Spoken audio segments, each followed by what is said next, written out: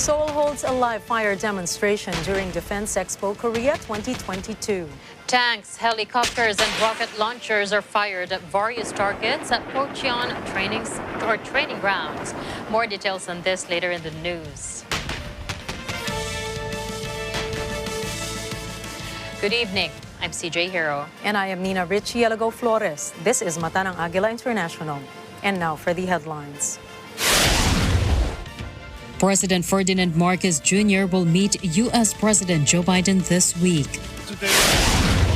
In his national statement at the UN General Assembly, President Marcos calls on UN member countries to earnestly address climate change and food security. Philippine peso hits record low of 58 to $1. One person is estimated to be dying of hunger every 4 seconds, according to more than 200 non-governmental organizations. And Russian President Vladimir Putin accuses the West of seeking to weaken, divide, and ultimately destroy Russia.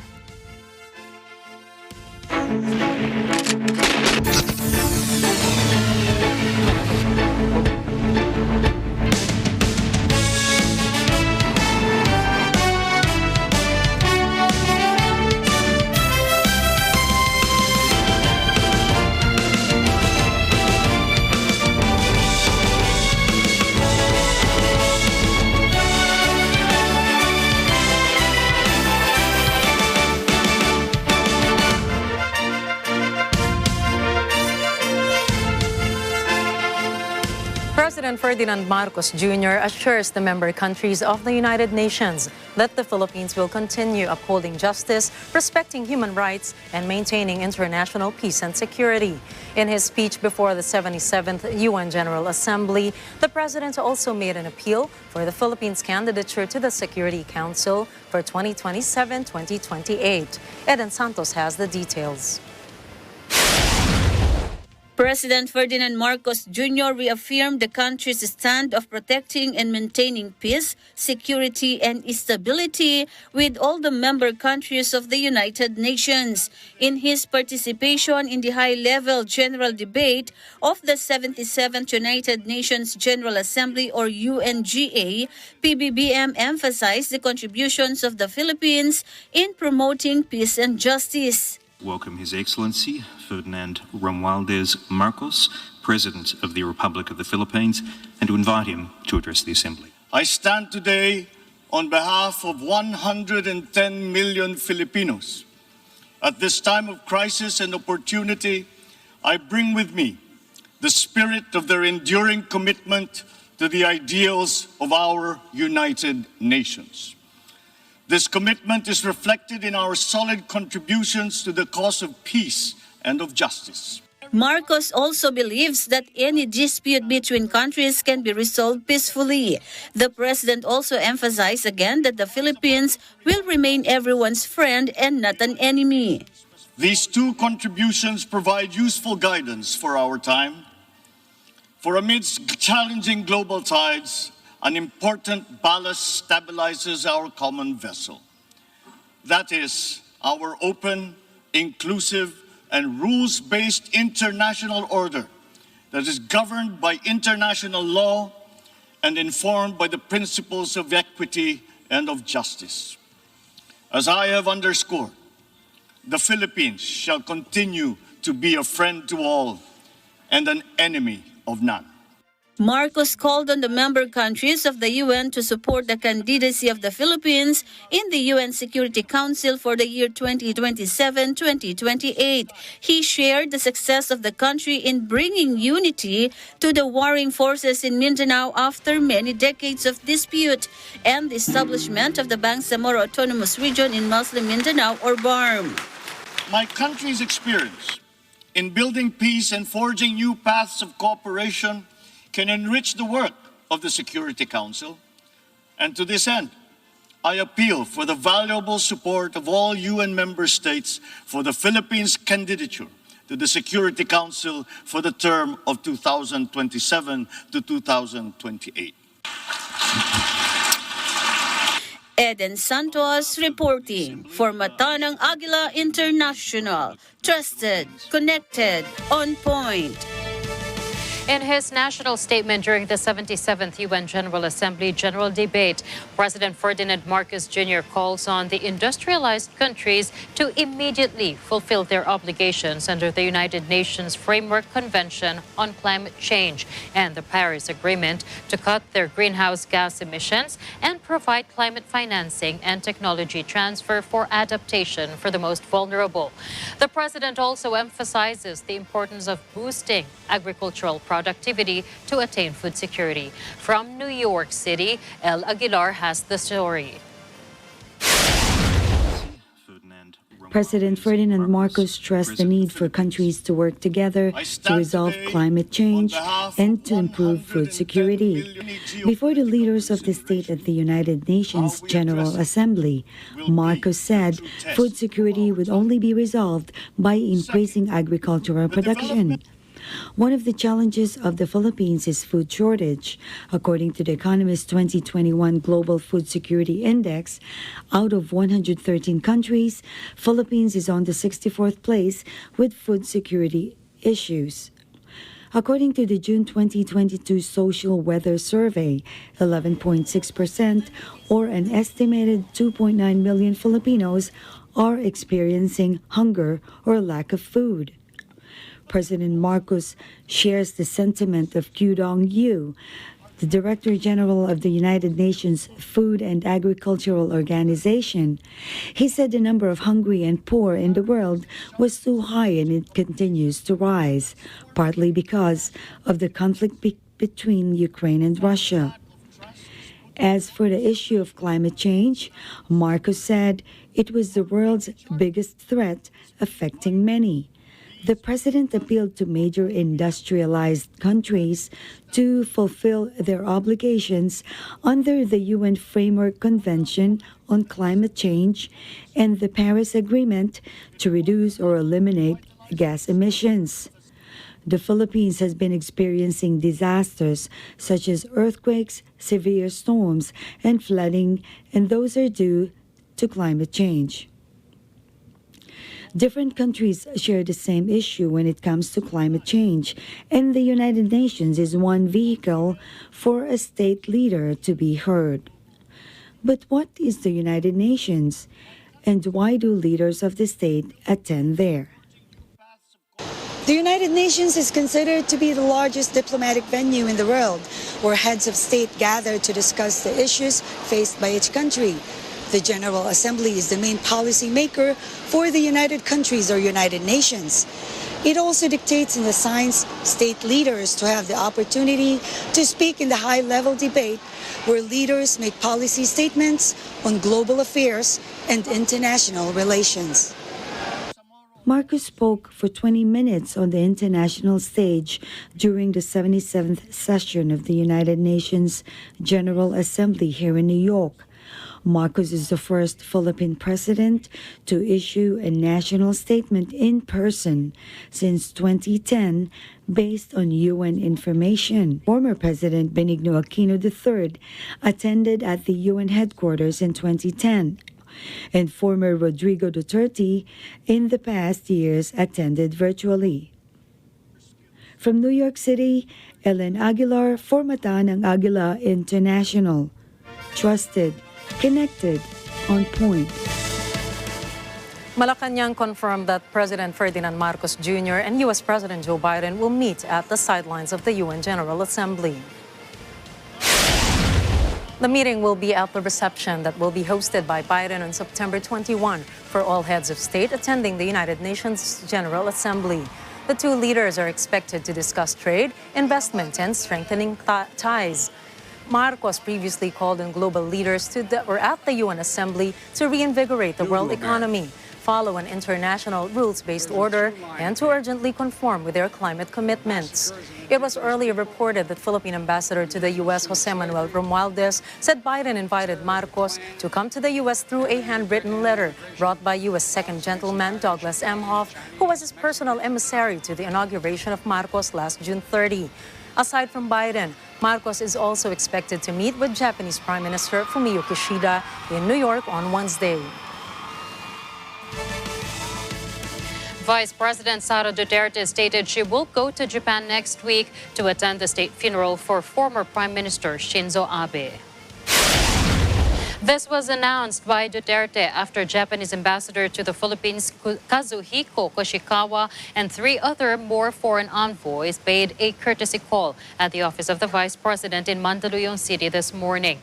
Duterte said Koshikawa thanked her for her intent to go to Japan to attend the funeral. The Vice President also said she will bring with her 2 condolences letters, one from President Ferdinand Marcos Jr. and another from her father, former President Rodrigo Duterte. The funeral for Japan's longest-serving prime minister will be held at Tokyo's Nippon Budokan on September 27. During the hearing of the Senate Committee on Constitutional Amendments on the proposed charter change, Chief Presidential Legal Counsel and former Senate President Juan Ponce Enrile recommends to restore either the 1935 or 1973 Constitution. Report from Mean Corvera. Chief Presidential Legal Counsel and former Senate President Juan Ponce Enrile recommended to restore the 1935 or 1973 Constitution if the Constitution will be amended. In the hearing of the Senate Committee on Constitutional Amendments on the proposed charter change, Enrile said that the 1935 Constitution was simple, short, and easier to understand by the people, while the 1973 Constitution ensures the continuity of government programs and policies. Kung tanungin niyo ako, ano bang gagawin natin? Marami po. Una, ang aking mungkahi, go back. That is my preference. I'm not binding anybody. Go back to the 1935 Constitution. Or at the very least, if we want to change it, immediately go to the 1973 Constitution. But Enrile said there are still some provisions that should be changed, such as doubling the number of current senators. He explained that when the election of 24 senators was scheduled then, there were only almost 12 million Filipinos compared today that the Philippine population has reached more than 110 million. Enrile is proposing to elect 48 senators, but 16 of them must be changed every second year through elections. He said that in this way, there are incoming new legislators who can help the intellectual capability of sitting members of the Senate. The purpose of changing 8 every 2 years was to be sure that 2/3 of all the senators must be in place at any given time without any interregnum. So that in case of danger, war, invasion, or rebellion, like what happened to us, or any kind of emergency, epidemic, pandemic, there must always be 16 senators that can be relied upon to maintain the government of the Republic of the Philippines, not for their sake, but for the sake of the Filipino people, for their safety and security. Enrile said the 1987 Constitution was dangerous because it favored the interests of the Communist Party of the Philippines, New People's Army, and National Democratic Front. He added that if the Constitution is to be amended, it should be done now so that no one sitting in the position will be accused of wanting the term extension. Mean Corvera reporting for Mata ng Agila International, trusted, connected, on point. The Philippine peso extended its losses this Wednesday, marking its worst performance due to the anticipation of further rate hikes. The local currency shed 52 centavos, closing today's local currency to 58 pesos to a dollar, compared to yesterday's 57 pesos and 48 centavos previous record low. The recent peso drop is the 8th all-time low so far this year. The Monetary Board of the Bangko Sentral ng Pilipinas is set to conduct its policy meeting tomorrow with BSP Governor Felipe maintaining a hawkish stance. State Weather Bureau Pagasa is monitoring an active tropical cyclone outside the Philippine area of responsibility. As of 3 p.m. today, the tropical depression was located 1,915 kilometers east of extreme northern Luzon, with maximum sustained winds of 45 kilometers per hour near the center, gustiness of up to 55 kilometers per hour, and moving north-northwestward at 15 kilometers per hour, Pagasa said in a 4 p.m. weather forecast. Furthermore, Pagasa said a low-pressure area was spotted 1,200 kilometers east of central Luzon, while the southwest monsoon or habagat will be affecting the western sections of central Luzon and southern Luzon in the next 24 hours. The forecast also said that cloudy skies with scattered rain showers and thunderstorms will prevail over Zambales, Bataan, Occidental Mindoro, and northern Palawan, including Cuyo Islands, due to the habagat. Affected residents were advised to prepare for possible flash floods or landslides due to moderate to, at times, heavy rains. Metro Manila and the rest of the country will experience partly cloudy to cloudy skies with isolated rain showers or thunderstorms. Next on Mata ng Agila International, Zelensky hails Western support against Russia annexation referendums. Putin accuses West of trying to destroy Russia. And United Nations decries Iran's violent response after morality police death in custody. Stay tuned. We'll be right back after this short break.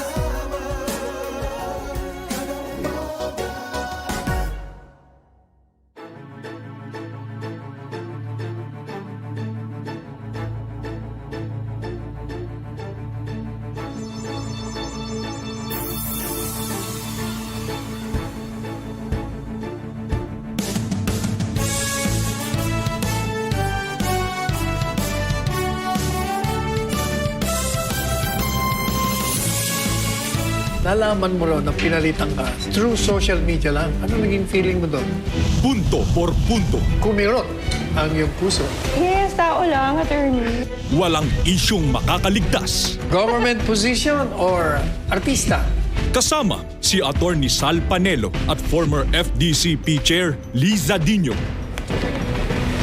Kung sino ka mang nag-post. Meron pa akong narinig na tatakbo daw ako ng senador, kaya ako daw yung ginagawa. Sa Counterpoint, tuwing Miyerkules, alas 10:30 ng gabi, dito sa Net 25. Hindi ko siya kilala, pero ang dami ninyang ginawang issue sa akin. This portion is brought to you by 318 Automart, Arlex Trading and Construction Supplies.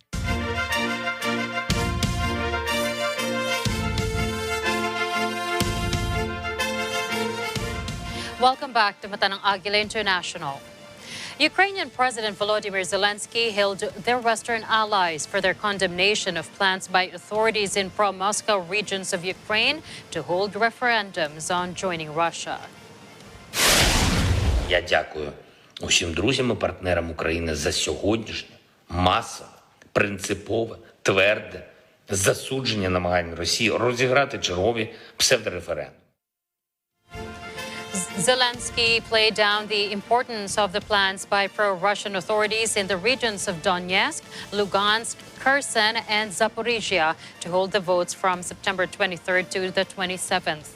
Russian President Vladimir Putin, on the other hand, expressed support for the decision made by Moscow-backed separatists in Ukraine's eastern Donbas region.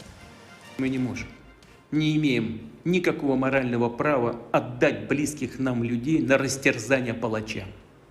Не можем не откликнуться на их искреннее стремление самим определять свою судьбу.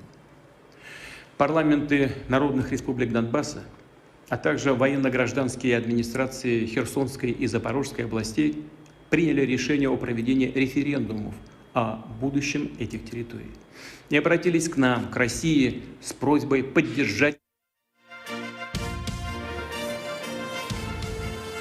President Vladimir Putin ordered a partial military mobilization, with Defense Minister Sergei Shoigu telling state television that some 300,000 reservists would be called up.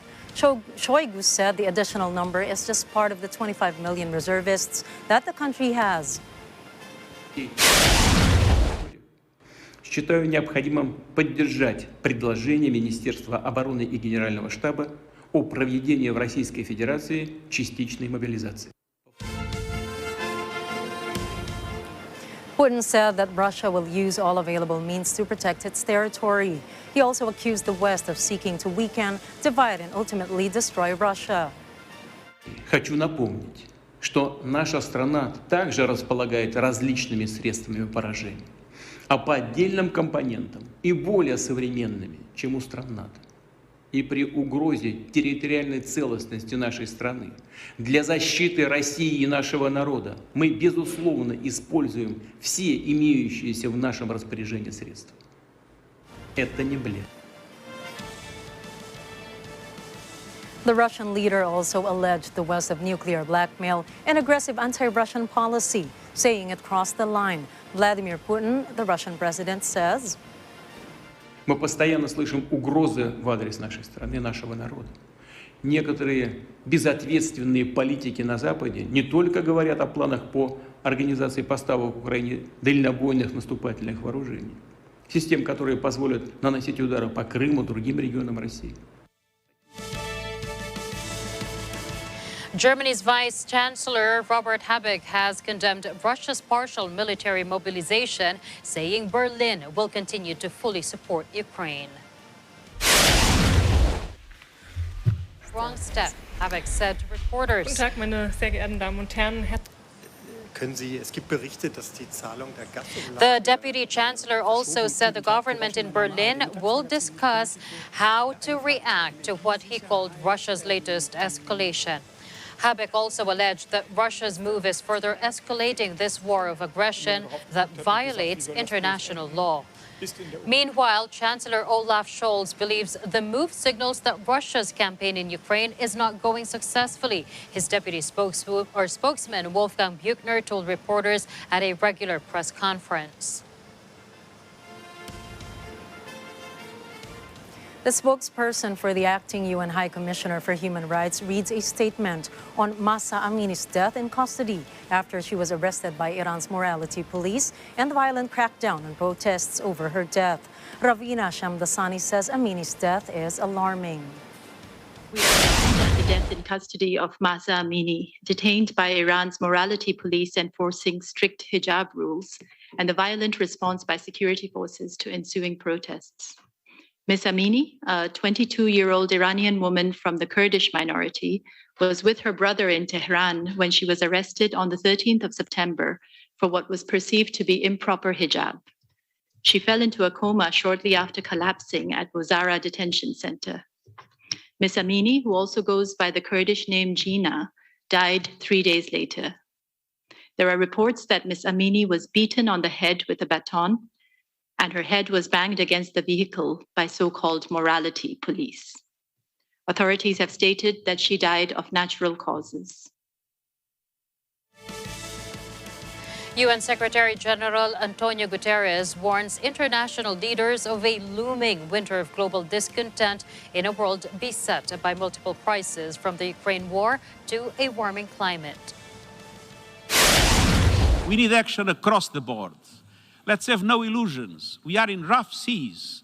A winter of global discontent is on the horizon.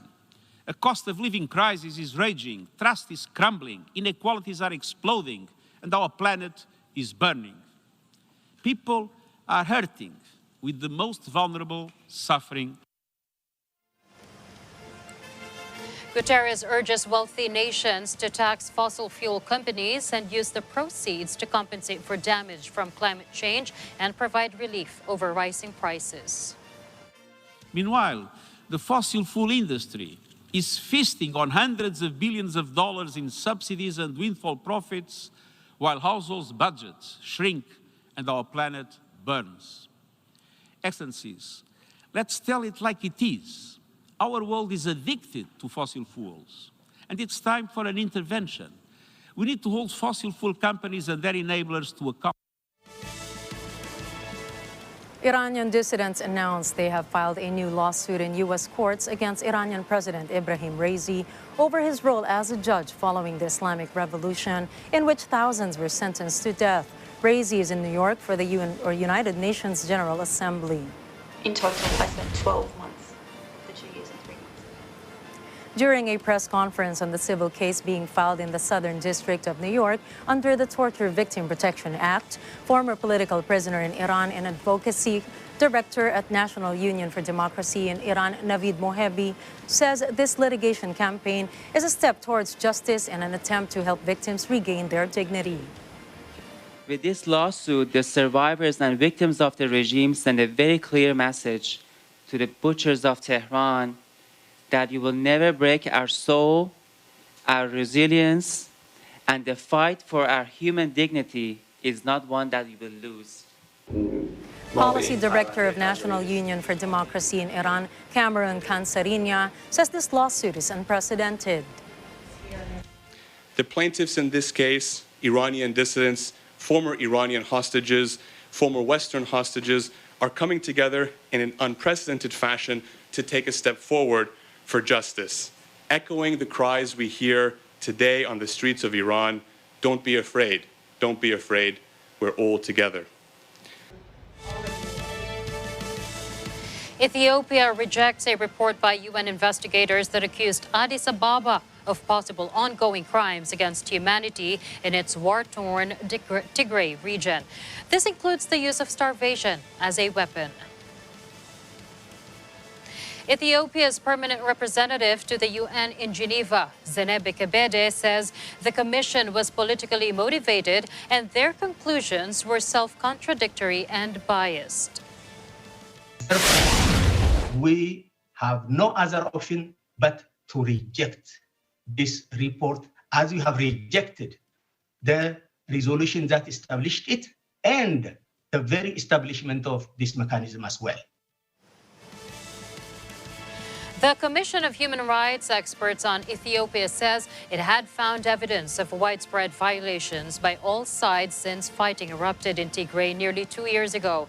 This includes the government of Prime Minister Abiy Ahmed, a Nobel laureate, and its allies said to be intentionally causing great suffering by denying aid to Tigray. Tigray is a region of 6 million. Kari Betty Murungi, the commission's chair, says the denial of food, medicine, and basic services was having a devastating impact on the civilian population. Murungi says the commission believes it amounts to a crime against humanity and that the federal government is using starvation as a method of warfare. President Gabriel Boric of Chile says he is convinced that Chile will have a constitution that satisfies them and makes them proud. Boric says more democracy, not less, paves the way to confront problems afflicting societies. La democracia debe ser humilde y asumir que la construcción del Chile que soñamos no está en las recetas de ningún sector en particular, sino en la síntesis que podamos hacer combinando lo mejor que cada uno pueda aportar. Como presidente de Chile, estoy convencido de que en el corto plazo Chile tendrá una constitución que nos satisfaga y nos enorgullezca. Desde la humilde historia de mi patria, puedo decirles con mucha convicción que el camino para enfrentar los problemas que aquejan a nuestras sociedades se pavimenta con más democracia y no con menos. On September 4, voters rejected a draft text backed by Boric to replace the country's dictatorship-era constitution. Up next, United States confirmed as country with circulating vaccine-derived polio virus. EU Drug Agency says COVID cases down, but pandemic not over. And over 200 NGOs report one person dying of hunger every 4 seconds. These stories and more when Mata ng Agila International returns.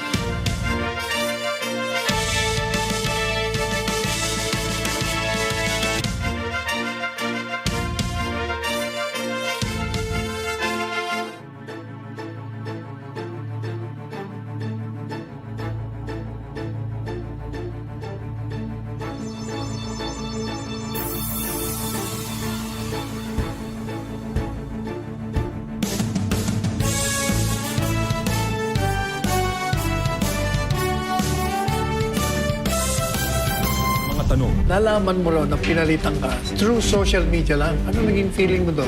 Punto por punto. Kumirot ang iyong puso. Yes, tao lang, attorney. Walang isyung makakaligtas. Government position or artista? Kasama si Attorney Sal Panelo at former FDCP Chair Liza Dino. Kung sino ka mang nag-post, meron pa akong narinig na tatakbo daw ako ng senador, kaya ako daw yun ginagawa. Sa Counterpoint, tuwing Miyerkules, alas 10:30 ng gabi, dito sa Net 25. Hindi ko siya kilala, pero ang dami niyang ginawang issue sa akin. Ngayong linggo. What made you fall in love with him? Ikaw. He fell in love with me. Oh, yes. Ganun eh. Ako, Miss Rachel, ang galing mo. Pero hindi yan ang challenge.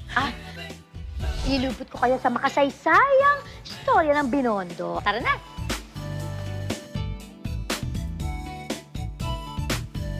Wala na! Wala na! Wala na akong maramdaman!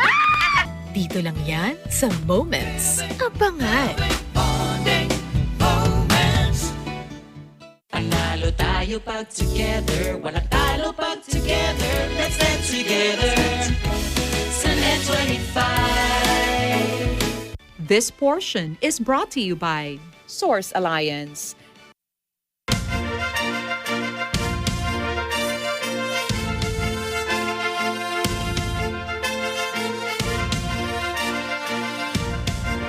The news continues here on Mata ng Agila International. In a recent development on polio transmission in New York, the United States has been confirmed as a country with what is called circulating vaccine-derived poliovirus. Rosel Feria reports. The Centers for Disease Control and Prevention, or CDC, announces that polioviruses found in New York meet the World Health Organization's criteria for circulating vaccine-derived poliovirus, or CVDPV. This means that polioviruses continues to be transmitted in Rockland County, New York, and surrounding areas. CDC says the cases found in New York are both from the case of paralytic polio in an unvaccinated adult in Rockland County and in several wastewater samples from communities near the patient's residence. Based on earlier reports, the virus's genetic sequences from the patient from Rockland County, New York, and wastewater specimens collected in the state have been linked to wastewater samples in Jerusalem, Israel, and London, UK. This link indicates community transmission. The viral sequences from the patient and from 3 wastewater specimens had enough genetic changes to meet the definition of a vaccine-derived poliovirus, or VDPV. The U.S. now is among 30 other countries where CVDPVs have been identified. CVDPV occurs when local immunity to poliovirus is low enough, allowing prolonged transmission of the original weakened virus in the oral polio vaccine. CDC warns that as the virus circulates and more genetic changes occur, the virus can regain its ability to infect the central nervous system. This infection causes paralysis. The health agency notes that CVDPVs are not caused by child receiving the polio vaccine. Oral polio vaccine has not been used or licensed in the U.S. since 2000, but continues to be used in some countries. Director of CDC's National Center for Immunization and Respiratory Diseases, Dr. Jose R. Romero, reiterates that polio vaccination is the safest and best way to fight this debilitating disease. He warns that polio is dangerous and cannot be cured. The New York Department of Health urges that all New Yorkers who are unvaccinated, including children by 2 months of age, those who are pregnant, and people who have not completed their polio vaccine series previously should get immunized right away. It warns that unvaccinated New Yorkers or those not up to date with immunizations who live, work, or go to school in or visit Rockland County, Orange County, New York City, Sullivan County, and Nassau County are the highest risk of contracting paralytic disease. As of this report, no additional cases of polio have been reported in the country. Rosel Feria, Washington, D.C., mata ng Agila International, trusted, connected, on point. Europe's medicines watchdog warns that COVID-19 cases and death rates falling does not mean the pandemic is over. EU agency's head of vaccine strategy, Marco Cavalleri, says there is a need to prepare for new infections as the fall season approaches. BA.5 is still the dominant.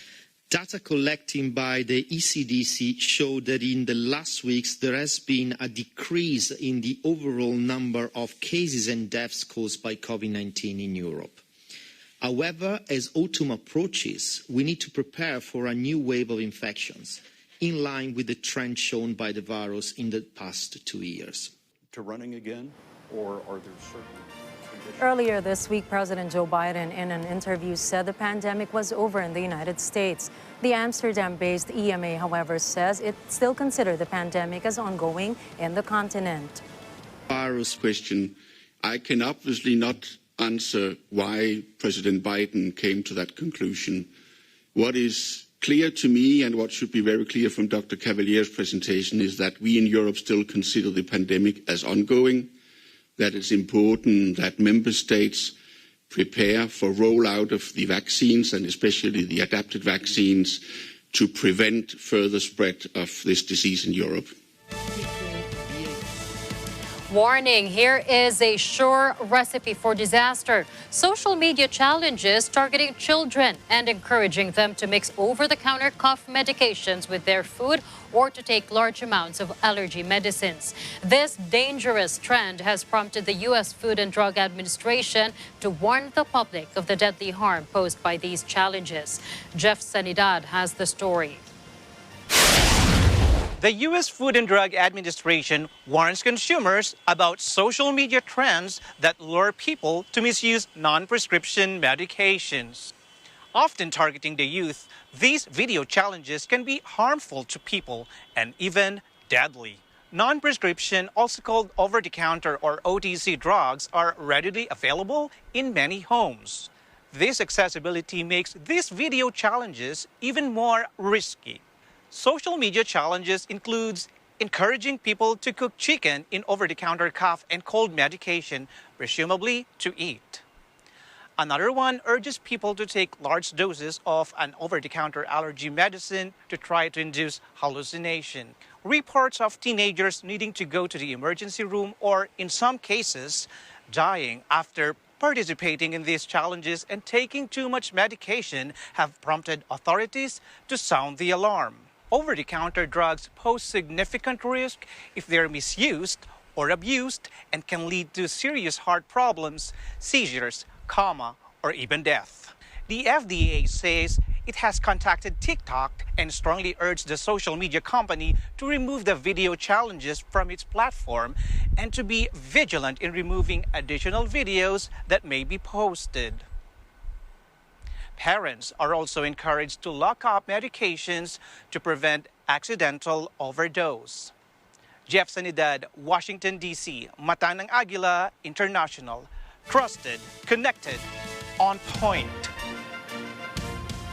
One person is estimated to be dying of hunger every 4 seconds. Over 200 NGOs warned world leaders, urging decisive international action to end the spiraling global hunger crisis. In an open letter addressing world leaders gathering in New York for the United Nations General Assembly, 238 organizations from 75 countries, including Oxfam, Save the Children, and Plan International, expressed outrage at skyrocketing hunger levels. They said in a statement that a staggering 345 million people are now experiencing acute hunger, a number that has more than doubled since 2019. Despite promises from world leaders to never allow famine again in the 21st century, famine is once more imminent in Somalia. Around the world, 50 million people are on the brink of starvation in 45 countries, they said. Pointing out that as many as 19,700 people are estimated to be dying of hunger every day, the NGO said that this translates to one person dying of hunger every 4 seconds. The NGOs urged world leaders and the public not to wait a moment longer. They insisted that there must be a focus on providing immediate life-saving food and longer-term support so people can take charge of their futures and provide for themselves and their families.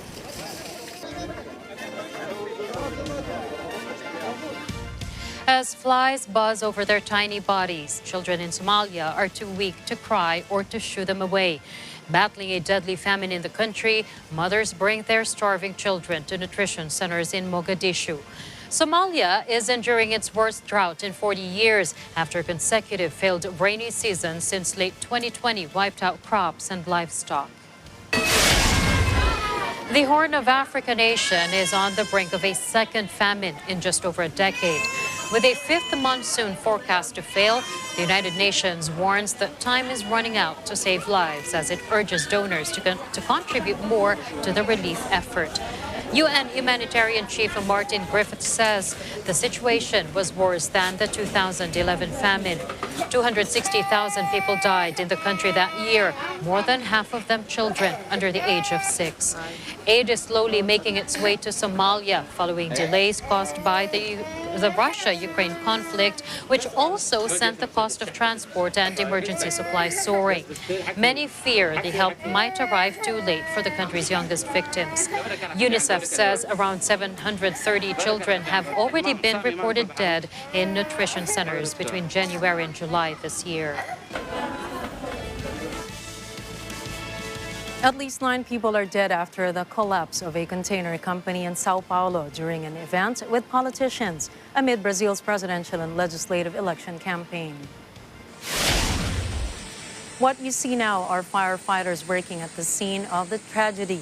In addition to the fatalities, at least 31 people have been injured, including State Deputy Candidate Jones Dozinete and Federal Deputy Candidate Eli Santos. Dozinete and Santos were visiting the company at the time of the collapse. A man set himself on fire near the Japanese Prime Minister's office after expressing opposition to a state funeral for assassinated ex-Prime Premier Shinzo Abe, according to local reports. TV Asahi said a police officer who tried to extinguish the fire was injured in the process. Kyoto News Agency said a note was found near the man expressing his opposition to the funeral. Police declined to confirm the incident, but the government said an individual with burns had been found near government property. Top government spokesman Hirokazu Matsuno said they are aware that a man with burns was found by a police officer at 7 o'clock this morning at an intersection below the cabinet office. But details are currently being examined by police. Then the police declined to answer further questions on the incident. The cost for Abe's state funeral is at least $12 million. State funerals are rare in Japan, and the government's decision has been controversial. The International Rescue Committee announced that Hollywood actress and activist Angelina Jolie will visit Pakistan to help draw international attention to the humanitarian crisis plaguing the country. Over 1,500 lives have been lost already, with an estimated 33 million affected by record monsoon rains that have submerged about a third of the entire country, raising fears of waterborne diseases such as cholera and dengue. UNICEF says some 3.4 million children are in need of immediate life-saving support, as around 70% of Pakistan's staple crops have been destroyed, and thousands of daily patients are recorded, with the total costs of recovery estimated to total $30 billion. Coming up, 230 pilot whales stranded in Australia, about half feared dead. Roger Federer admits he stopped believing he could come back. And Netflix shines new light on Thai boys' cave rescue. Agila International will return with more stories around the globe.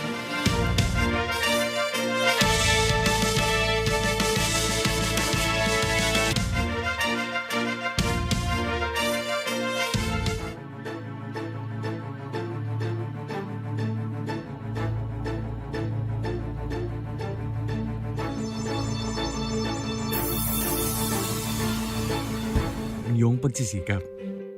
Dama namin ang iyong mga sakripisyo. Kita namin ang pagharap mo sa bawat pagsubok. Kaya sa kabila ng mga hamon ng buhay, nandito kami para umalalay. Kasi katulad mo, gusto rin namin ang magandang bukas para sa kanya. Hatid namin ang dekalidad na edukasyon at makabagong pasilidad sa abot kayang halaga. Kaya huwag ka na mangamba. Sasamahan ka namin tuparin ang mga pangarap niya.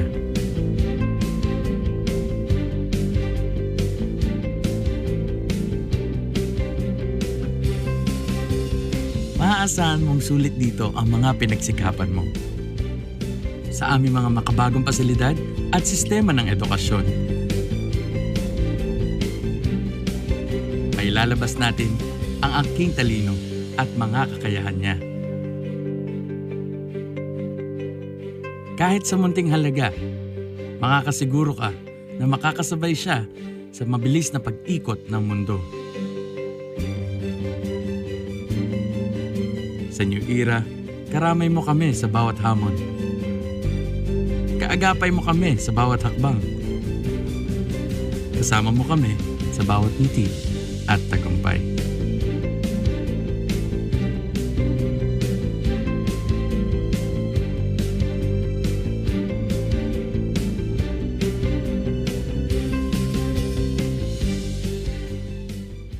Diretsahang mga tanong. Nalaman mo raw na pinalitan ka through social media lang. Ano naging feeling mo doon? Punto por punto. Kumirot ang iyong puso. Yes, tao lang, attorney. Walang isyong makakaligtas. Government position or artista? Kasama si Attorney Sal Panelo at former FDCP Chair Liza Dino. Kung sino ka mang nag-post, meron pa akong narinig na tatakbo daw ako ng senador, kaya ako daw yun ginagawa. Sa Counterpoint, tuwing Miyerkules, 10:30 ng gabi, dito sa Net 25. Hindi ko siya kilala, pero ang dami ninyang ginawang issue sa...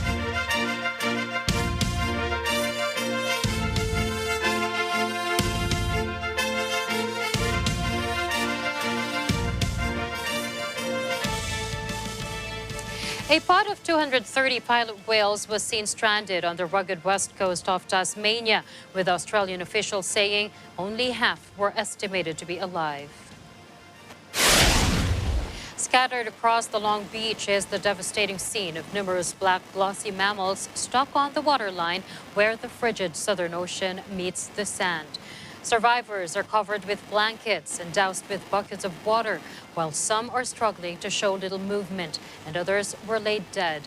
According to the state's Department of Natural Resources and Environment, whales were stranded near Macquarie Harbor, and it appeared about half of the animals are alive. For its part, marine conservation experts and staff with whale rescue gear will be heading to the area to refloat animals that are strong enough to survive and likely tow the dead whales back to the sea to avoid attracting sharks to the area. South Korean military holds a live fire and maneuver demonstration as part of the 2022 Defense Expo Korea.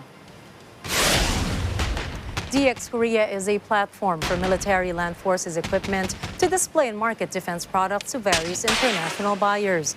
K-2 tanks, AH-1 Cobra helicopters, and rocket launchers fired at various targets at the training grounds in Pocheon, South Korea. Kim Sung-jin, Army Colonel and Head of Defense Cooperation Support, said the biggest reason for this sharp increase in interest in the Korean defense industry is the Ukrainian war that took place in the first half of this year. Kim said that demand for the Korean defense industry has risen, as it is known to be cost-effective and its performance internationally is proven.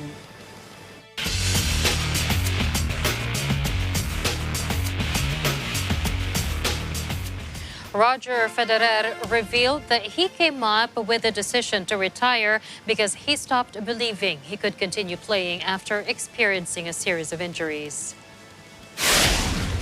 After a final appearance at the Laver Cup in London last week, the 20-peat Grand Slam champion said he would retire from competitive tennis.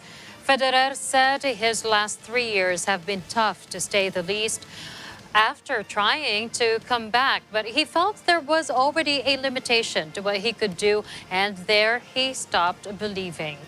In 2022, Federer hoped to be back to playing full-time, but a scan a few months ago showed it's not what he is hoping for.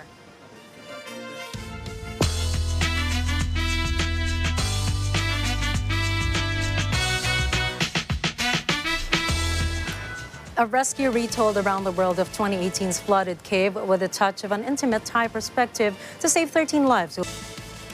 Paris Hilton is hiring a pet detective and offering a big reward to the person who can return her beloved dog.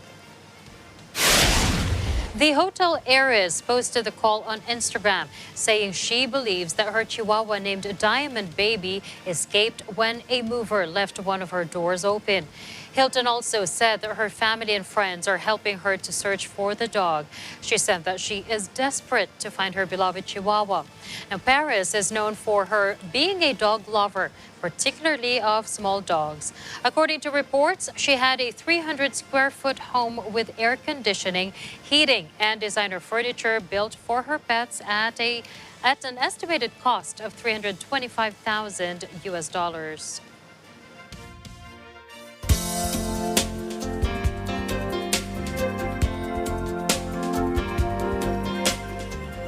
Let's take a look back on some historical events that happened on this day, September 21. In 1944, following the bombing of Davao on September 18, 1944, by the returning Allied forces, President Jose P. Laurel issued Proclamation No. 29, placing the entire Philippines under martial law and suspended the privileges of the writ of habeas corpus.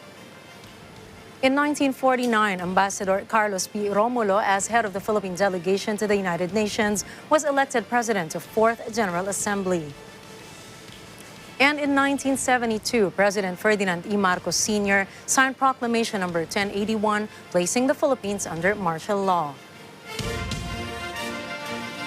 We're halfway through the weekend. To help you go through the rest of it, here's a quote from Oprah Winfrey, an American television personality.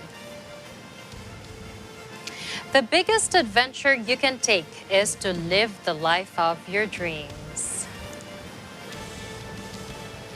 And they call it an adventure because first you have to figure out how will you get there. Exactly. I think these are the things that are easier said than done.